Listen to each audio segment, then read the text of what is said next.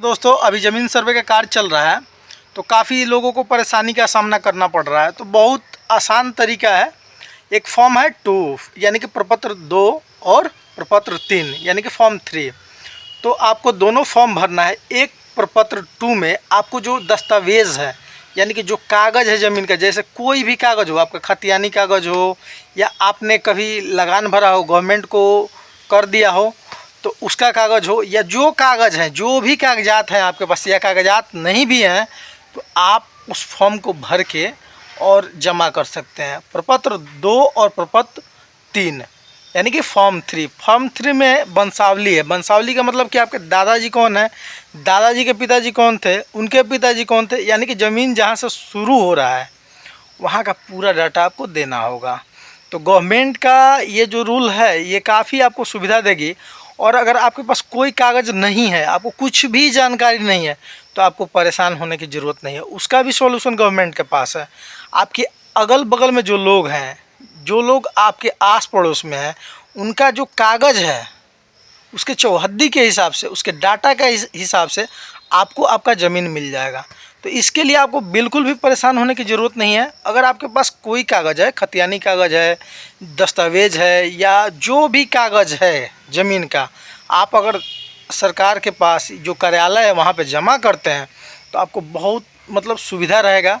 अगर आप नहीं कर पाते हैं किसी कारणवश तो भी आपको परेशान होने की ज़रूरत नहीं, क्योंकि जो भी ज़मीन का सर्वे होगा वहाँ के अधिकारी आएंगे ज़मीन पे और प्रॉपर रूप से उसको चेक करेंगे। तो आप समझ गए कि आपको फॉर्म 2 फिल अप करना है और फॉर्म 3। फॉर्म 2 में ज़मीन का डाटा और फॉर्म 3 में वंशावली। ओके, तो आप लोग ज़मीन के प्रति थोड़ा सजग रहिए, अपनी जानकारी को जुटाइए और आप लोग किसी तरह से विवाद नहीं करिए। ज़मीन का विवाद मतलब बहुत सारा है बिहार सरकार के पास, इसीलिए सरकार ने ऐसा रूल निकाला है कि कोई किसी के ज़मीन पर कब्जा नहीं कर पाएगा। अब जिसका जो ज़मीन है उसको मिल जाएगा। और सरकार का ये निर्णय काफ़ी सराहनीय है। और कर्मचारी जो अधिकारी हैं वो ज़मीन पे जाएंगे, उसको पूरी तरह से निरीक्षण करेंगे और किसी तरह का आपत्ति अगर आपको होगा कि नहीं ये मेरे साथ गलत हो रहा है तो आप प्रपत्र 8 यानी कि फॉर्म 8 भर सकते हैं और अपील कर सकते हैं कि नहीं भाई ज़मीन मेरे साथ गलत हो रहा है। तो आपके पास ऑप्शन भी है और आप अधिकतम 3 बार अपील कर सकते हैं। ठीक है।